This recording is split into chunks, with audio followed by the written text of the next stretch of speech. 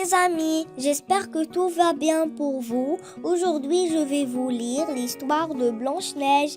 Il était une fois une belle princesse qui s'appelait Blanche-Neige. Sa marâtre était jalouse de sa beauté.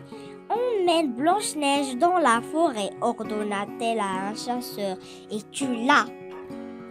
Le chasseur avait bon cœur. Une fois dans la forêt, il dit à la fillette: « Fuis mon enfant et ne reviens jamais au château de ton père. » Après avoir longtemps erré dans la forêt, Blanche-Neige aperçut une jolie maisonnette.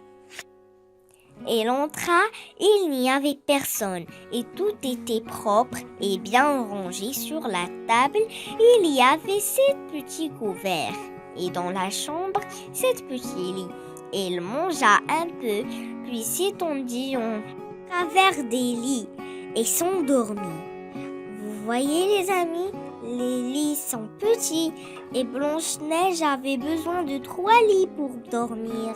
Lorsque les nains qui habitaient cette maisonnette revinrent, ils trouvèrent Blanche-Neige endormie. Regardez leur surprise, les amis, sur les photos. Blanche-Neige leur raconta son histoire et ils lui proposèrent de rester vivre avec eux.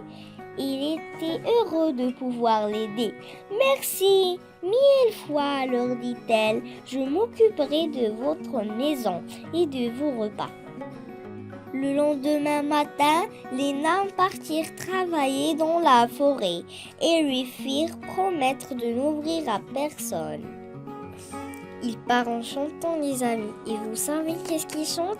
Sept nains, oh, sept nains, au boulot. Sept nains, oh, sept nains, au boulot.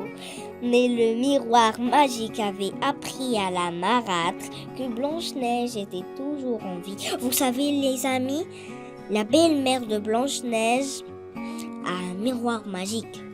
La marâtre, déguisée en vieille femme, alla frapper à la porte de Blanche-Neige. « Ouvre, mon enfant, je ne suis qu'une pauvre marchande de pommes. » Blanche-Neige eut pitié d'elle et lui acheta une belle pomme rouge.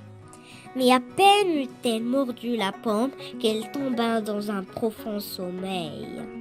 Sa marâtre, heureuse d'être enfin la plus belle du royaume, rentra rapidement au château. Lorsque les nains arrivèrent, ils crurent que Blanche-Neige était morte. Pauvre Blanche-Neige, ils la couchèrent sur un beau lit blanc et pleurèrent longuement. Un beau prince vint alors à passer et les nains lui racontèrent l'histoire de Blanche-Neige.